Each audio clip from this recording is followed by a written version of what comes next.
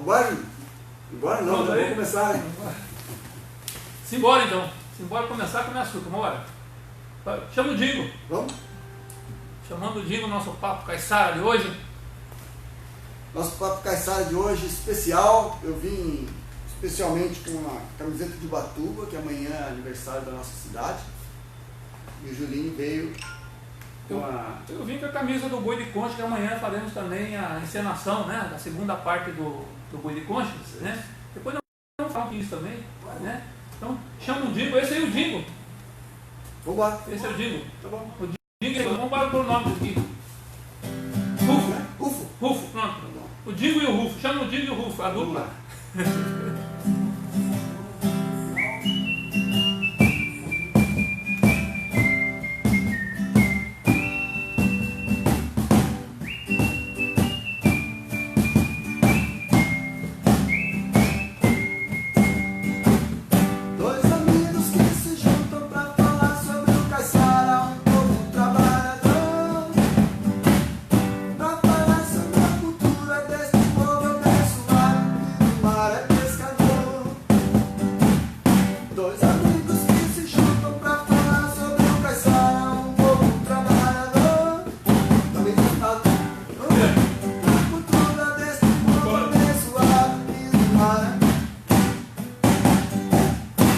Caiçara de valor, bem comprido e falador.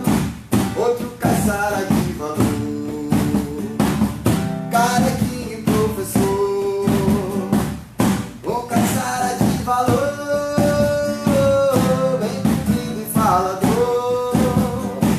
Outro caiçara de valor, carequinho e professor. Papai. Papo caiçara. Eu não entreguei nada, gente. Você começou a tocar em dó e cantou em ré. Puxa vida. Não sei porque você gosta do ré, rapaz. É, né? Foi isso E que já veio aconteceu. ser com a piada de novo. Mas isso acontece, isso aí é... Parabéns, parabéns, você está cantando cada dia melhor. Você está tomando o caroço de abacate? Não, você levou o abacate todo embora. Não, o caroço fica Olha, você. você levou também. É, isso aí a turma não sabe. Vamos fazer o seguinte, né? Vamos começar aqui a falar do nosso balainho, que aqui tem as caixinhas, caixara. Vou pegar uma caixinha aqui para começar o assunto, né? Que na verdade já é uma caixinha selecionada, porque nós temos um convidado aí que vai ser para falar sobre o assunto aqui. Por coincidência, né? caiu uma caixinha. Por coincidência caiu a caixinha marcada. Tá certo. Caixara, cada caixinha, uma poesia, uma crônica, né? Um conto. Vamos pegar aqui. Vamos ver o que nós temos aqui para hoje. Na verdade, legal. Aí. Perfeitamente. Tem a ver com a nossa cidade? Tem a ver com a nossa cidade. Esse texto aqui são versos que eu fiz de uma música.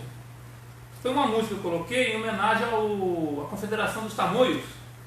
Só que no meio da música ficou uma coisa que fala igual de um outro cantor. Vou falar, levei para o Frazão olhar para mim. Ô Frazão, como é que ficou essa música? Essa música está parecendo a música lá do Fagner, um pedaço dela. Fagner? Aí, por coincidência, né? Virou plágio, né? Aí eu falei, então não vou cantar mais ela. E esqueci da música, ficou a letra. Então vou ler a letra aqui. Tá bom. Confederação dos Tamoios, Paz de Ipiruígue, 14 de setembro de 1563. Hoje a gente vai falar sobre isso aqui. Foi em 22 de abril que o grito ecoou: terra à vista, no ano de 1500. Lá se foi o pau-brasil, o índio escravizado, morto e massacrado. Lá se foi sua liberdade. Indignados uniram força, cada tamoio de um lugar. Cunhambebe, Pindabuçu, Acaraí, Agaraí, Aimberê, e daqui de Piruígue, com sua ira, estava o Paquira.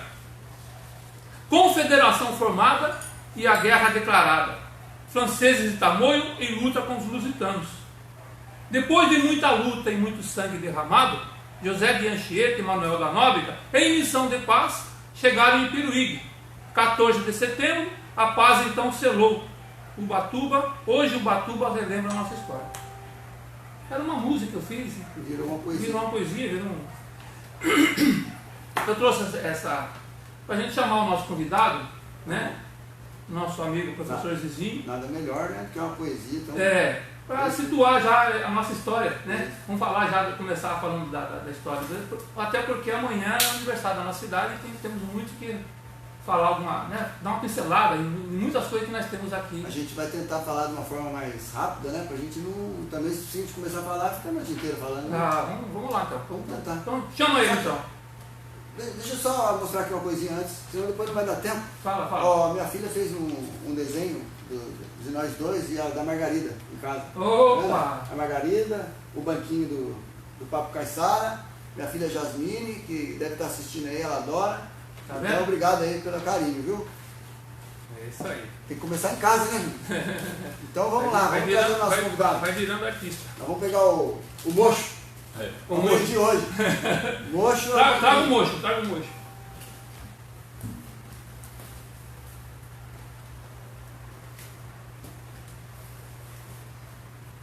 Por gentileza, mestre, professor, historiador. Mais uma vez aqui? Prazer. Vamos estar aqui com você. Então, Zizinho, a gente começou aí falando dessa... Vamos falar né, da história do Brasil, né, que Ubatuba tem muito a ver. Mas antes do descobrimento, tínhamos aqui os tupis na base, várias outras tribos, né?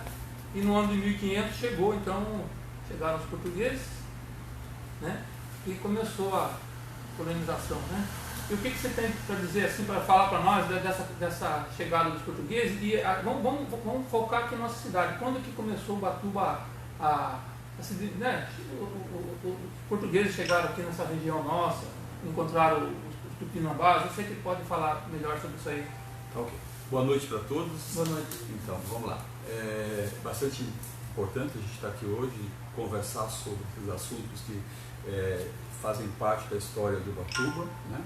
E para responder a sua pergunta é o seguinte: os portugueses chegaram, como você falou, no Brasil em 1500, mas essa região que nós habitamos, do sul, mais ao que hoje é sudeste, mas na época era chamado do sul, demorou alguns anos. Então, a primeira cidade que foi fundada aqui na região sul foi São Vicente, em 1532. Tá? E ela está exatamente no meio entre os tupinambás, que estariam ao norte, e os tupiniquins, que estariam ao sul. Então, e essas duas tribos, elas viviam, de certa forma, em combate, e havia uma área que a gente chama uma área não habitável, nem por um nem por outro, e foi aí que os portugueses aproveitaram para fazer e plantar a colonização, que no caso é São Vicente, Bertioga, Santos, essa região aí, tá? E procuraram fazer logo manter um bom relacionamento com os tupiniquins, tá? Ao fazer isso, automaticamente eles desprezaram os tamoios, que eram aliás, os tamoios não, os tupinambás, todos eram tamoios, né? Que eram os tupinambás, que eram um grupo indígena com muita habilidade, principalmente com relação ao domínio do mar. Eram grandes pescadores, grandes canoeiros, e sabiam muito bem lidar com isso, construção de canoas, né? E eles habitavam o quê? Eles habitavam de Ubatuba, tá? Até Cabo Frio. Era mais ou menos a região de domínio, e cada trecho havia um chefe, tá? Que seria, no caso, um tamoio, né? Porque o tamoio é a representação dos chefes, né? Isso. O tamoio é o habitante da terra. A confusão, vamos explicar um pouquinho qual é a confusão. Ao índio, ao português, perguntar para o índio tupinambá quem são eles, eles não responderam que eram os tupinambás, eles responderam: nós somos os tamoios, donos da terra. Tá. Nesse sentido geral, né? Geral. Então eles eram donos da terra. Então isso começou automaticamente com essa colonização de São Vicente, português de São Vicente, Santos. Começou um certo atrito, diminuiu o atrito com relação aos tupiniquins, mas os portugueses usaram de uma tática que não deu certo. Eles precisavam de mão de obra, tá, escrava. A mão de obra escrava africana já existia, mas era cara para eles, porque cada cidadão que recebeu a sua donataria, a sua sesmaria, tinha que resolver o problema ele mesmo. O português deu a propriedade, mas ele tinha que arcar com os custos. Então, era caro. Então, o único jeito que eles encontravam eram escravizar os índios. Mas eles não foram escravizar os índios muito próximo deles para não ter problemas. Foram escravizar os índios mais distantes, né? No caso, por exemplo, da vila de São Vicente, eles foram buscar os índios lá do Rio de Janeiro, essa região, né? Mas aí foi o grande erro tático cometido pelos portugueses, porque eles não imaginavam que os índios tinham, os tupinambás, uma cultura que era uma cultura, eles eram um povo único. Havia casamentos entre a tribo de Ubatuba com a tribo de Paraty, com a tribo de Angra, com a tribo do Rio de Janeiro, tal. Então, quando você mexeu com um, você mexeu com todos. Tá? Então, isso acabou gerando esse conflito. Tá? E esse conflito ainda teve foi anexado a esse problema. Teve o problema de que na França havia um problema político sério entre católicos e protestantes. Os protestantes foram, de certa forma, convidados a deixar a França, e eles então vieram para o Brasil e fundaram aqui no que é o Rio, se aproximaram dos tupinambás, diferente dos portugueses, e aos poucos foram cativando os tupinambás, até mesmo com casamentos, e acabaram fundando o que nós chamamos, que eles chamaram de França Antártica. Tá? E então juntou os franceses com os tupinambás contra os portugueses. E já estava tendo esse conflito sim. Os portugueses já tentando escravizar o índio. O conflito é em função da escravidão. Escravidão. Então é a causa desse conflito. E que gerou sérios problemas, inclusive chegou a isso a história mostra muito pouco disso, mas esse conflito chegou a muitas vezes São Vicente foi destruída pelos tupinambás, São Paulo, que é hoje a vila de São Paulo de Piratininga, que é hoje a capital do estado, também foi no sentido de que procurassem uma forma de organizar um acordo de paz entre os tupinambás e os portugueses. E é por isso então que os jesuítas vieram para Ubatuba, mas não foi por acaso também que vieram para Ubatuba. Ô Zezinho, só interrompendo um pouquinho, a população de índio aqui, você tem assim uma ideia? Era a questão, parece que eu vi alguma coisa sobre 8 milhões de índios. A população que tem historicamente registrada no país seria de 2 milhões de habitantes. Né? Os tupinambás, nessa região, calcula-se que para a época chegasse a uns 100 mil. Tá? Nesse grande espaço de Tupinambá. E não só aqui, tinha outras regiões também que havia Tupinambá. Tupinambás formavam um grupo de mais ou menos 100 mil habitantes. Tá? E se posicionava nessa margem de litoral mesmo. Nessa margem, e também tinha outras regiões. Tá? No interior. No estado do Paraná, um pouco no Espírito Santo, mas a grande massa estava localizada. Eles são descendentes de Tupi, né? Então os tupiniquins também são, mas tem uma variação de uma língua para outra, né? Então, mas voltando, chegando aos jesuítas, né? Os jesuítas, a questão que eles escolheram Ubatuba, por quê? Porque na realidade o Anchieta já tinha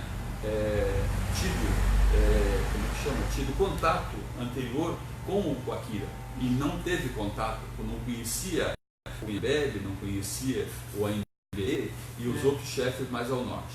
Então ele foi procurar conversar com quem ele conhecia. Né? Aliás, dizem que, não sei se é historicamente comprovado, mas que o Coaquira sofreu de algum problema de saúde, e numa determinada época foi o Anchieta, que era meio médico, aqui deu um certo apoio, então devia um certo favor. Então foi escolhido Ubatuba exatamente porque dos chefes indígenas era o mais moderado de todos. Porque era o que tinha. Por que ele era o mais moderado? Porque na escravidão foi uma região que não sofreu escravidão. Tá? Porque os portugueses tinham a tática de buscar mais distante, no caso do Rio de Janeiro, cujo chefe era o Emberê. É bom lembrar que a mulher do Emberê foi raptada pelos portugueses e transformada em escrava. Isso pesou muito, tá? Na questão da honra, mais ainda, da, né? na honra do chefe indígena. Tá? Entre Paraty e Angra dos Reis, que hoje não acaba. Tá? Cunhambebe? E Cunhambebe um pouco, eu falei, Pinovo Sul, né? Cunhambebe um pouco mais ao norte, tá? Mais na região me chamam tem 2 Cunhambebes, tá? Tá? Mais na região que é hoje mesmo Angra, tá?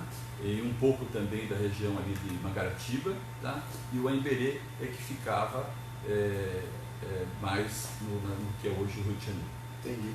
Zezinho, a gente sempre, desde criança, até por eu morar na rua Cunhambebe, a gente só ouvia falar em... Você mora na rua Cunhambebe? Em Cunhambebe, né? E eu, até então, eu pensava que o Cunhambebe era o cacique da região nossa aqui, né? Mas já tem uma explicação. É o seguinte, na hora da confederação, tá? O Cunhambebe era o chefe mais respeitado de todos. Tá? Então, na hora da confederação, foi escolhido um chefe único. Então, esse chefe passou o Cunhambebe. Mas aí eu estou voltando a falar nisso, porque eu lembro que quando você foi prefeito da cidade, você nomeou a rua, não foi isso? Da Rua do Cais da Prainha, um Coaquira. Aí que eu vinha a ignorância mesmo, às vezes não foi falar na escola, ou às vezes eu não era criança, enfim. A gente ouvia falar em Cunhambebe. O Coaquira eu ouvia falar quando você nomeou aquela rua como Coaquira. Aí que a gente passou a perceber, passou a conhecer a verdadeira história, que o Coaquira era o cacique aqui da nossa região. E isso foi muito importante. Né? É bom lembrar que tem também um dado que as pessoas falam, mas os índios tupinambás comiam gente. E é verdade. É verdade. Tá? Só que há uma diferença entre você ser canibal e você ser antropófago. Tá? Os índios tupinambás eram antropófagos, não canibais. Então, há uma crença entre eles que você, quando mata o inimigo, tá? Você tem que absorver dele a qualidade principal que ele tem, a alma principal que ele tem. Então, se ele for um homem forte, o braço é uma parte que vai ser comida. Se ele é um homem inteligente, o cérebro vai ser comido. Tá? Então não é que se come por prazer, para alimentação. Canibal é que é por prazer. Canibal que é por prazer. Tá? Tanto que a gente tem um movimento antropofágico cultural na década de 22 aqui em São Paulo, que tem um movimento antropofágico. O que era o movimento antropofágico? Absorver as coisas boas da pintura, da arte, para se fazer uma terceira arte com as qualidades daquele. Mais ou menos na mesma linha do antropofagismo indígena. E só saindo um pouquinho, mas não tanto, onde entra o Hans Staden nessa história? Tem alguma coisa a ver? Tem. O Hans Staden, ele na realidade era um alemão, né, nascido em Hessen, na Alemanha, e estava no Brasil fazendo, ele era especialista em artilharia, parte de guerra e tal, né? E trabalhou para os portugueses, inclusive no forte aqui de Bertioga, bem próximo da gente. Né? E nessa disputa entre portugueses e tupinambás, o que aconteceu? Ele foi capturado pelos tupinambás e trazido para a região dos tupinambás. Aí é difícil definir exatamente onde ele ficou, se ele ficou em Ubatuba, se ele ficou em Paraty, se ele ficou em Angra dos Reis, mas não importa. Importa que ele foi capturado, tá? E ele tentou dizer que ele não era português, tá? Foi difícil de convencer. Aí chegou franceses, os franceses entenderam que realmente passaram a informação para o Tupinambá de que ele não era realmente português, mas estava a serviço dos portugueses. Tá? Então ele teve que negociar muito essa a sua vida junto, foi um momento difícil. E com isso eu acho que ele acabou prestando um grande serviço para nós. Né? É isso que eu ia perguntar, qual a contribuição dele? Né? A contribuição dele é a obra dele. A obra dele é fantástica, tá? Porque você, quando coloca um homem num momento de grande dificuldade para a sobrevivência, a sua sensibilidade aflora a toda a prova. Tá? Então ele conseguiu captar muito como viviam os indígenas, como viviam os portugueses. Tá? Então o livro dele, Viagem através do Brasil, realmente é um tesouro. Né? É um livro que mostra como vivia o Brasil naquela época, como eram os indígenas. Se talvez não tivesse acontecido isso, nós não teríamos um registro tão perfeito, tão maravilhoso como é o livro do... Repete de novo o nome para o pessoal. Viagem no Brasil, ou Viagem através do Brasil. Hans é o autor. Tá? Maravilha. Tem para vender na internet, é um livro 1000 vezes publicado, inclusive o Monteiro Lobato fez uma adaptação para criança. Tá vendo? Chegou o rapaz aí de novo, Dauri, olha lá. Dauri está aí. Você sabe o que ele veio fazer aqui? Sim. Olhar a galinha, que essa galinha está no choco ainda. Dauri, a galinha está no choco. É para essa semana que vai sair os pintinhos, 21 dias, 21, né? 21 dias. Hoje nós estamos batendo recorde. 21 dias, né? A galinha, então vai ser lá para quarta ou quinta-feira que vai sair a galinha. Então na semana que vem vamos ter aqui as galinhas com os pintinhos, né? Tá bom. Vamos ver se não gorou os ovos, não goraram os ovos. Que deu trovoada a noite passada. Foi, né? E a perereca cantou. E a perereca cantou, deu trovoada. Vamos ver se vai vingar algum ovo desse aí. Mas, Dauri, não se preocupe não. A galinha pulou, entrou, foi comendo a mandioca, varou aqui, enfim. Aí, quem não está entendendo a história, assiste os outros 2 programas que aí vai entender. Vai entender. Né? Hoje nós temos um técnico aí trabalhando com a gente, viu, Julinho? Mas antes... Eu estou melhor. Então, xará meu, né? Mas antes da galinha chocar, se apaixonou pelo galinho, se apaixonou pelo galinho e ficou aqui, entendeu? Não teve jeito. Então a galinha já botou os ovos. Você que fez a linhada ali para chocar a galinha. Você colocou carvão lá. Para que carvão? Carvão no ninho da galinha para não gorar os ovos. Eu não sabia. Não é ninho, é isso? É verdade. Tem que colocar carvão. Ou então erva de Santa Maria. Erva de Santa Maria. Carvão para não deixar gorar o ovo Mas, Dauri, não se preocupe que nós vamos dar só quarta, quinta-feira vai estar eclodindo aí os ovos aí, vai estar... E nós vamos só dar uma pausa na conversa, para não ficar muito, né, conversa. Mas está muito interessante. Porque a gente quer provar para vocês, e o Zezinho vai, como ele tem o nome dele, é uma pessoa, né, idônea, ele vai dizer que a gente come mesmo. E hoje nós temos aqui até abre para nós ali, temos aqui um bolo. Tá bonito ali. Minha esposa fez um bolo para nós, né? Tá bonito. E nós vamos ter que comer esse bolinho aí depois. Tem um bolo. E eu tava daquele lado, sabe? Só que daí nós trocamos de lugar e eu deixei o abacate perto do Julinho.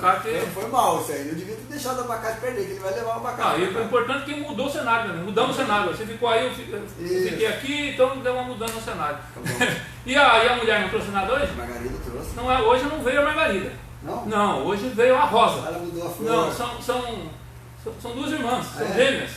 Uma é a Margarida. Você pode ver a diferença delas. É que uma usa, a Margarida usa uma rosa na cabeça. E essa aqui é a Rosa. Ela usa a Margarida. Aí. Então, hoje ela trouxe aqui um negócio para nós experimentar, uma fruta lá do quintal dela.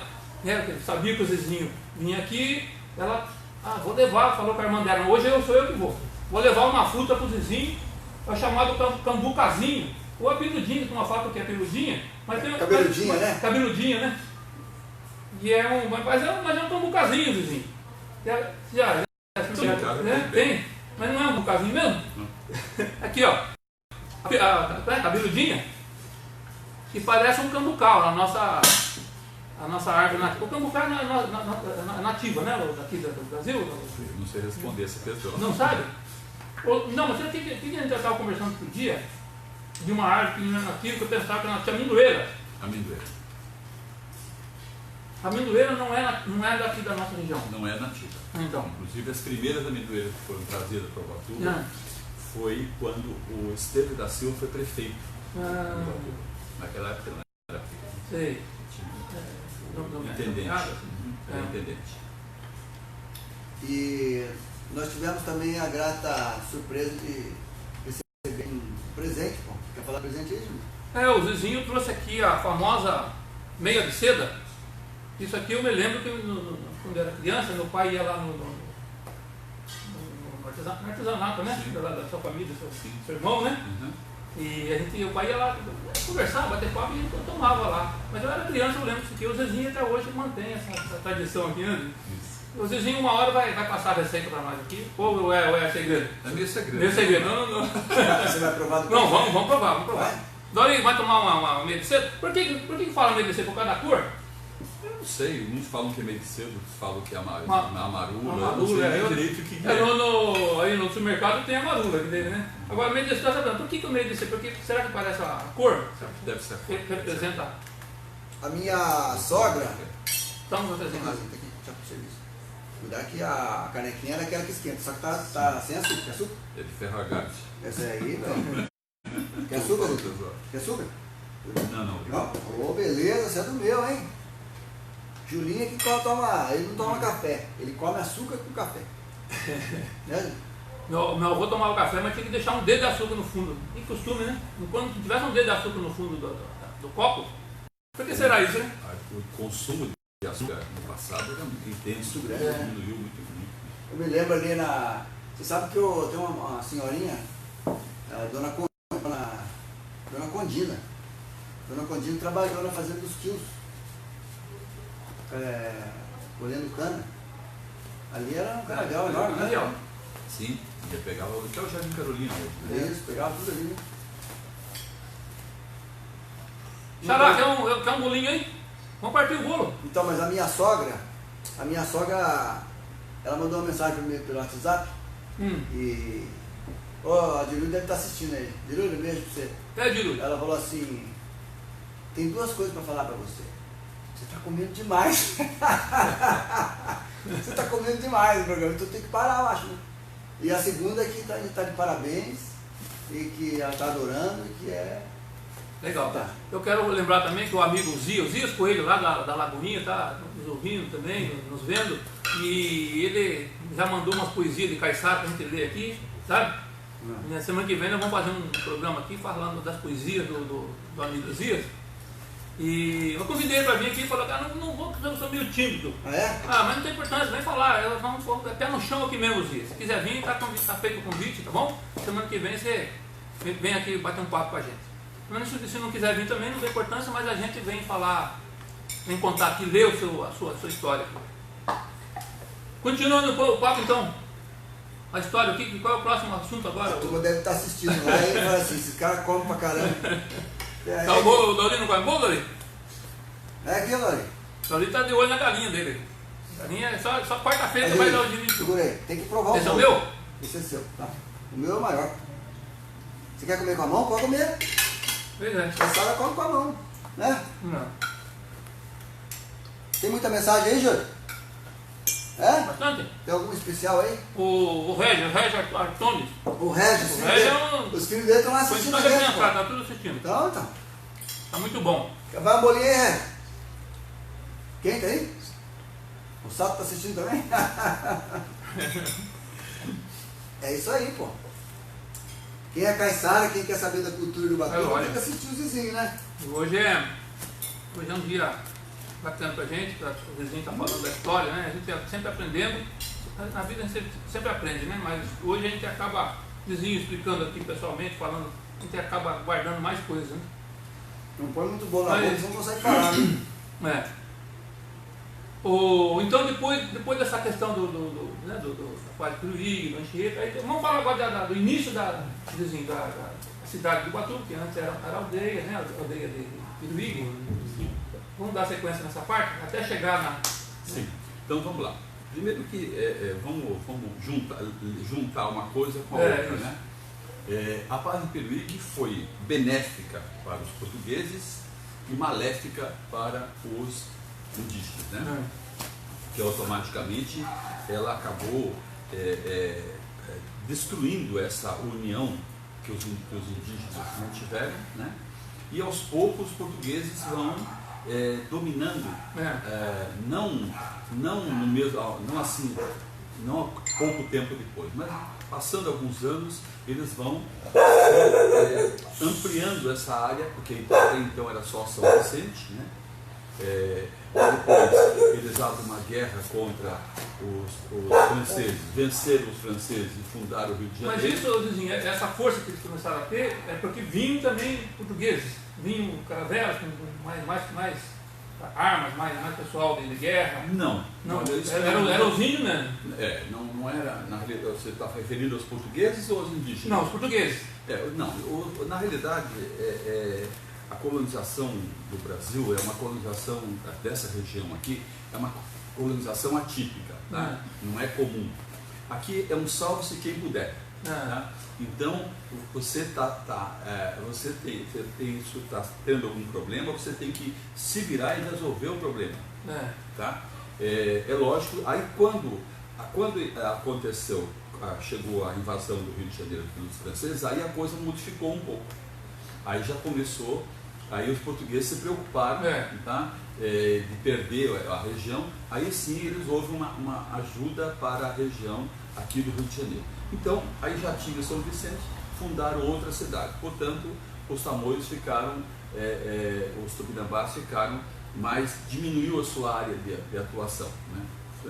Aí os chefes indígenas já ficando mais idosos, alguns já são novos chefes que vão surgindo, e isso fez com que aos poucos os índios foram sendo dizimados, né? Então, por isso que você vai ver, a Confederação dos Tamoios foi em 1563, tá?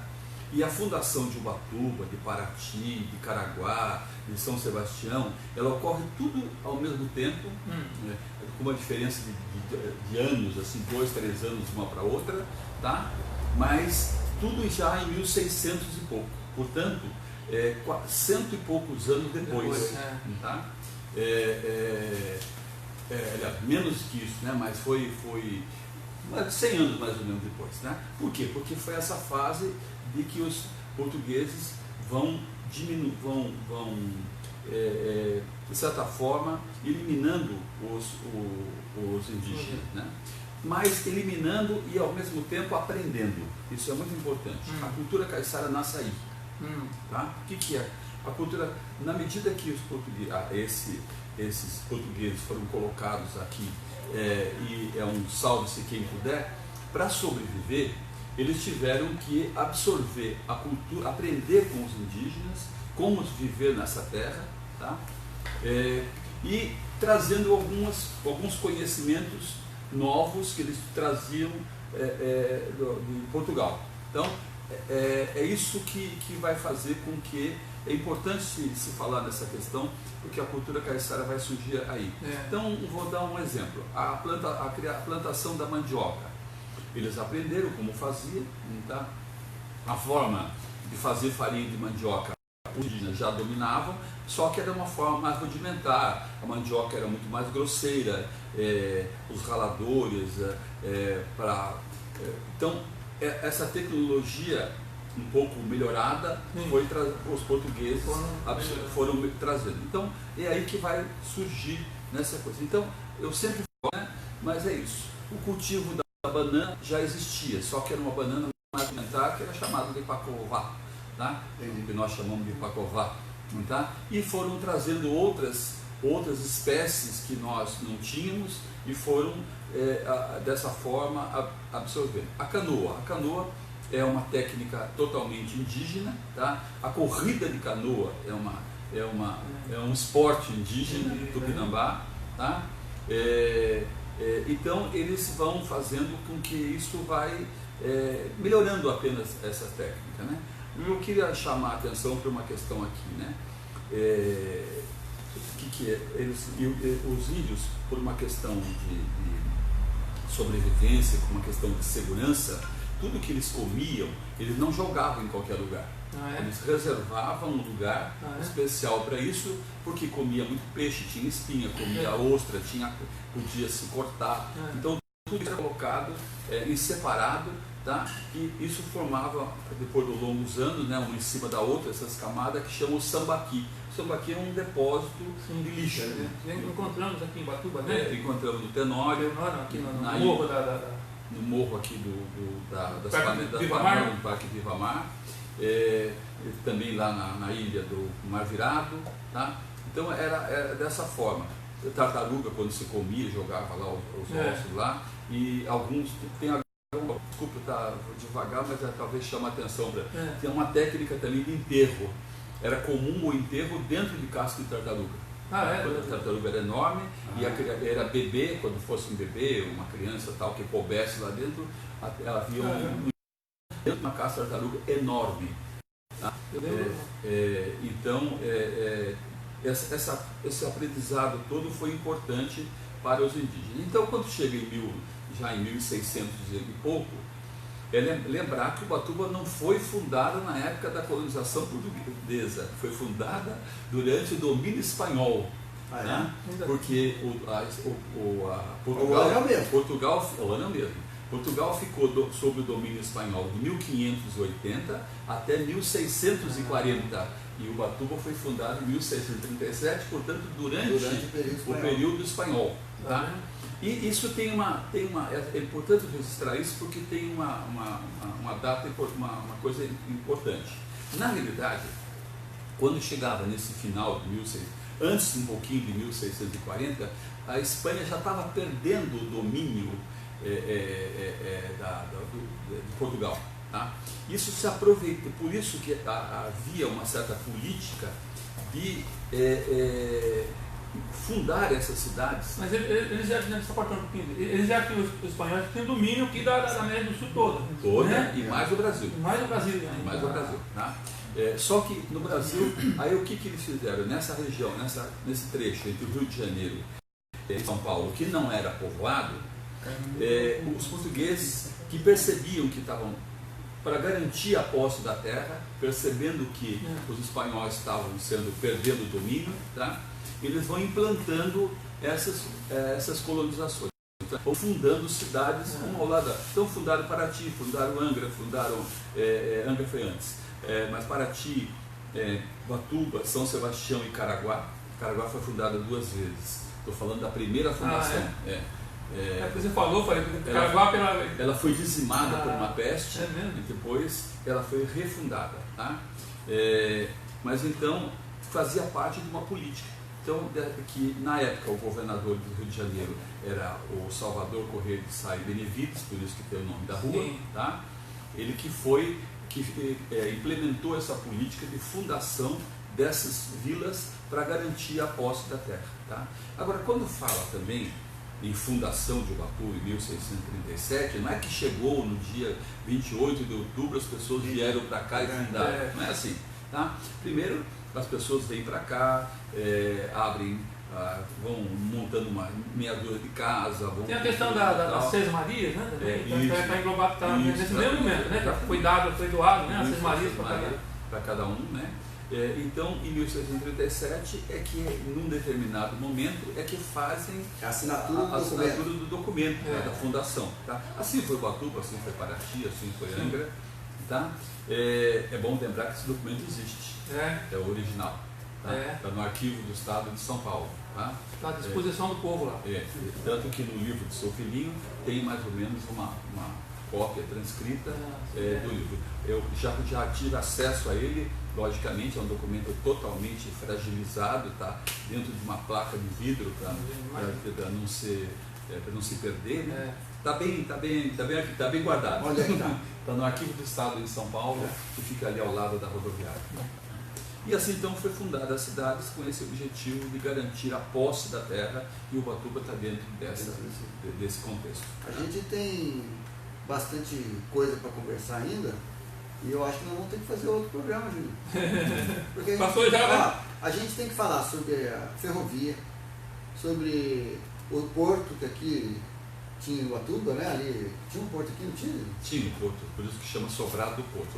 No que hoje é a Prainha do Matarazzo.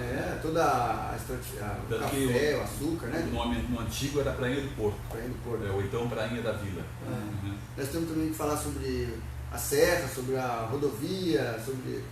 Pô, tem tá BR-101. muito gostoso o papo. A gente está ouvindo aqui uma história que a gente quando é garoto na escola, o professor fala, a gente lê livro, mas a gente não é.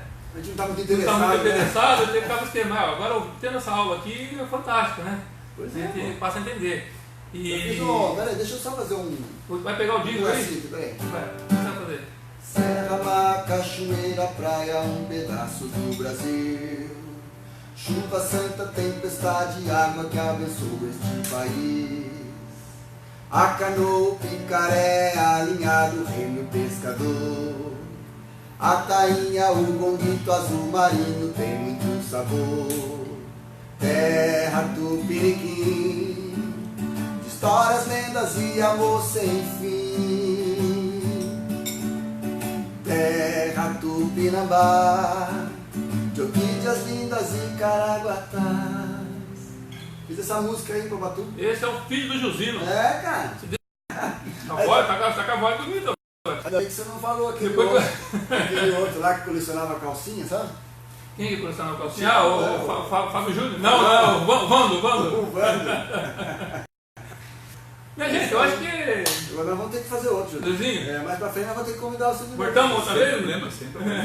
Pode convidar.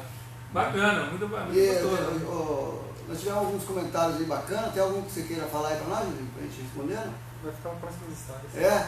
Ah, então tá bom. É. Na próxima a gente responde. A gente vai respondendo durante a semana. Tem gente ali que tá querendo tomar o nosso café, não tem? Hã? Tem.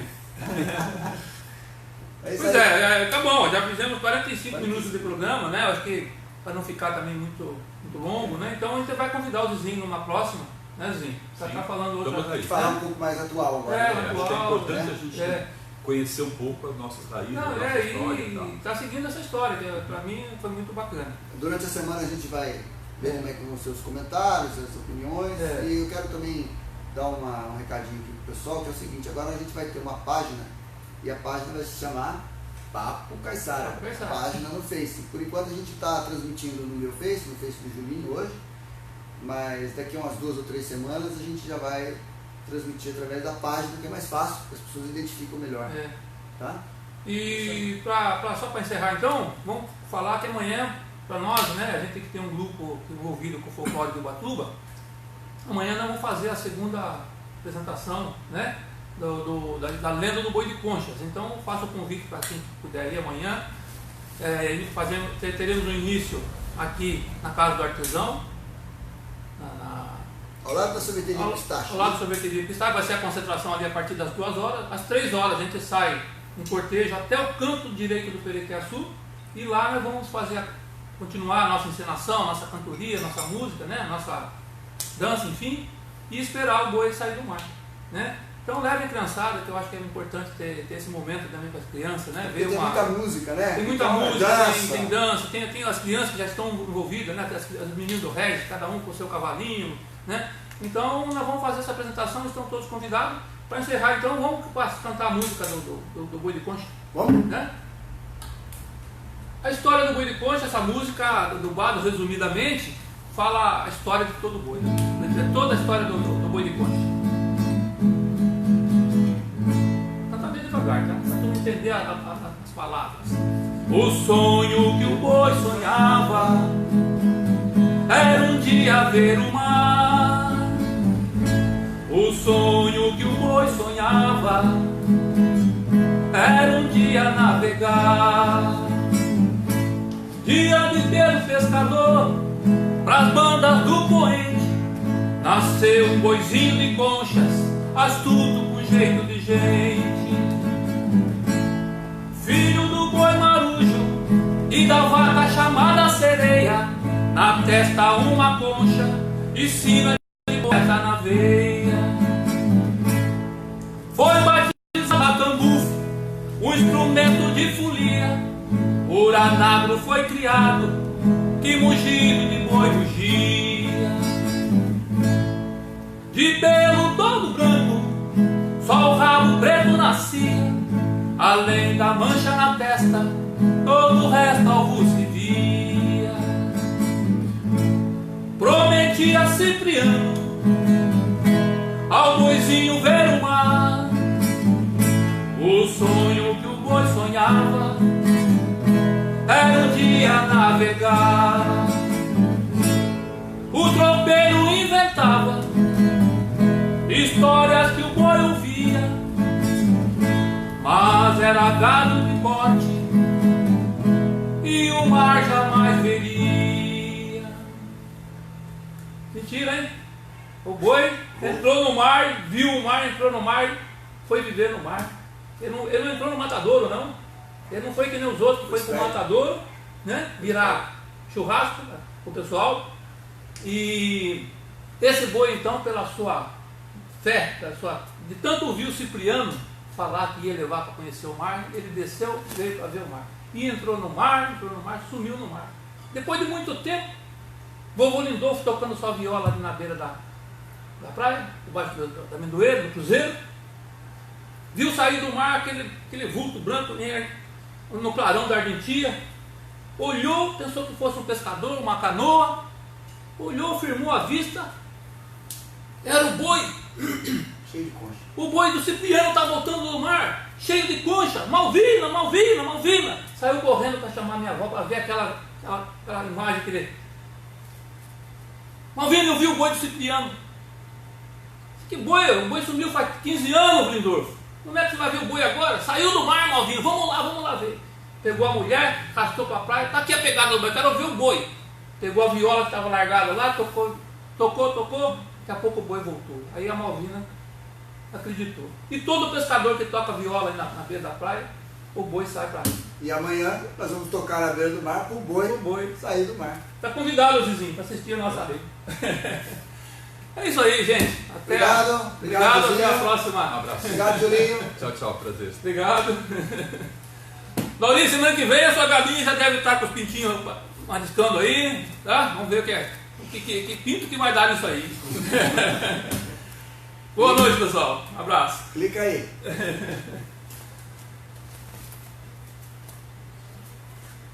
Quer tocar um pouquinho, Zizinho? Não toco não. Bom, mano.